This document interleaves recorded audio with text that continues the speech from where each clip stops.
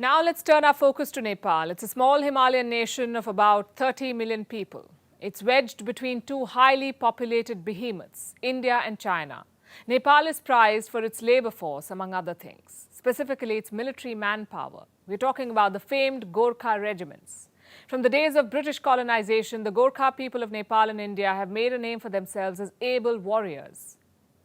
It's honestly a mixture of martial traditions, job opportunities, and a hint of British racist thinking. But that mixture has resulted in a legendary reputation for the famed Gorkha regiments in the Indian Army. And for years now, China has coveted this military connection. This year, China is reportedly keen on recruiting its own Gorkha regiment. And the alarming part is this: it may get the chance to do it, because Nepal's government has stalled India's annual recruitment of Gorkha troops. Why is this happening? Our next report brings you the details. The landlocked nation of Nepal is at a crossroads.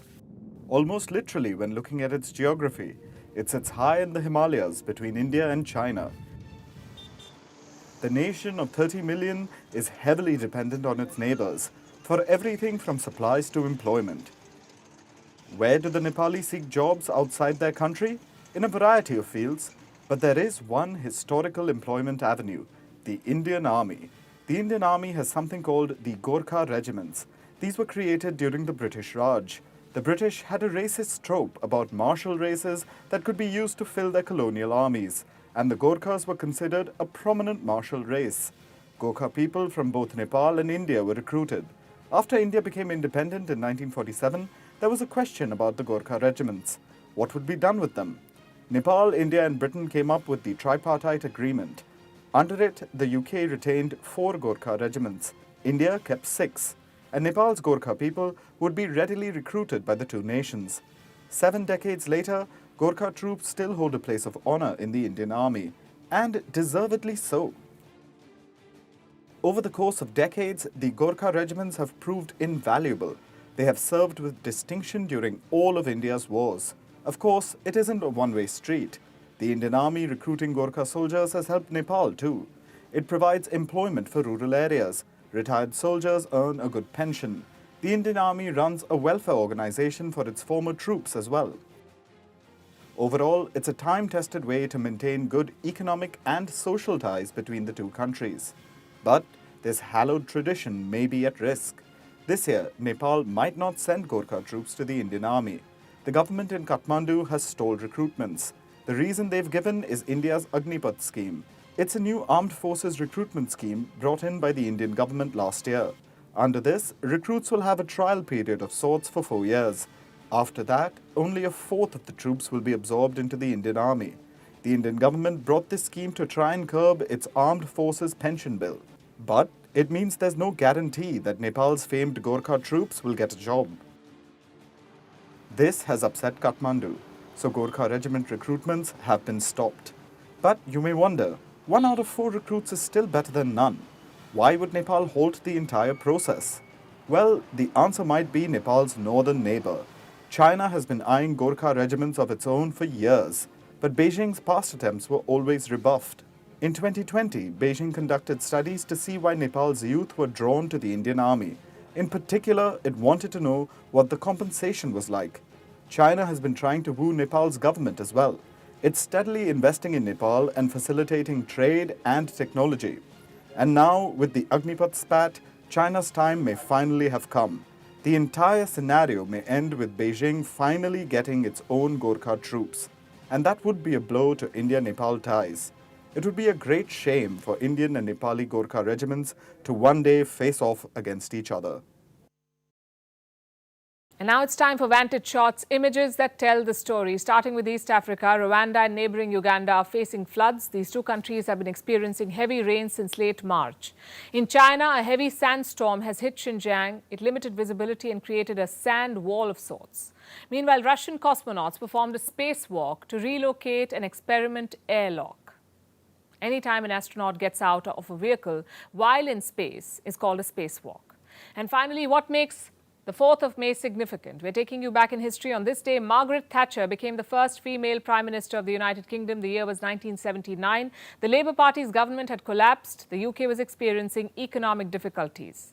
Public opinion had swung in favour of the Conservatives, and Thatcher hit the nail right on the head. She promised to revive the economy by increasing taxes and balancing the budget. Now they call it Thatcherism.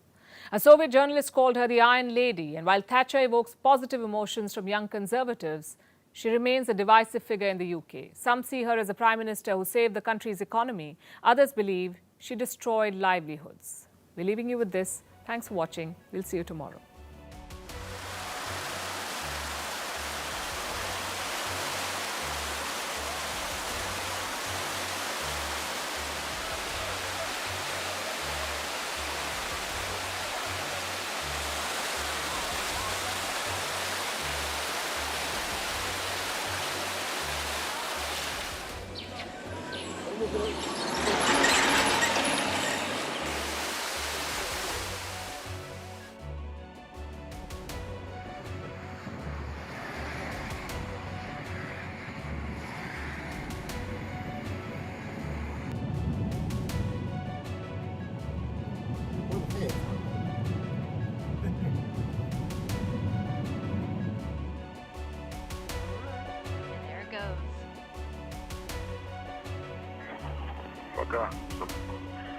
All right, bye-bye.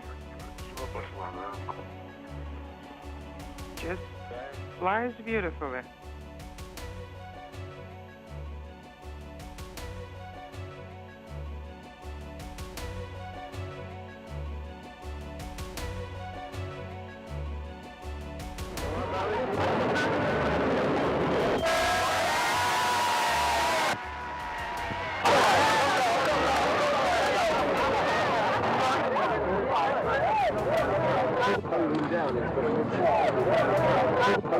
Form a new administration, and I have accepted.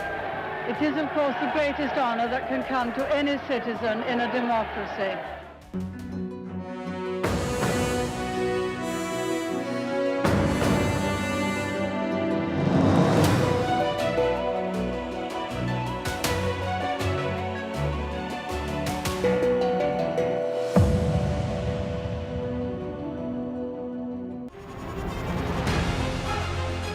Email exchanges from inside the BBC, they talk about the risk of violating Indian laws. It's easier to rake up the freedom of speech debate, but does it give anyone a free pass to knowingly violate the law? America supports India because it needs India's support in return. And India is working with the US because it suits India's interests. This is how geopolitics works.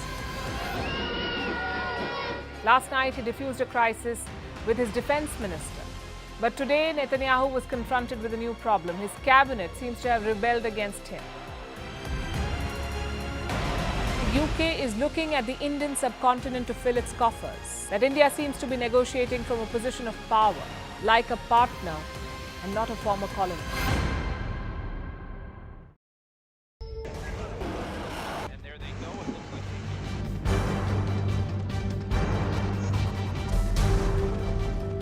The US and Russia are dangerously close to an armed conflict.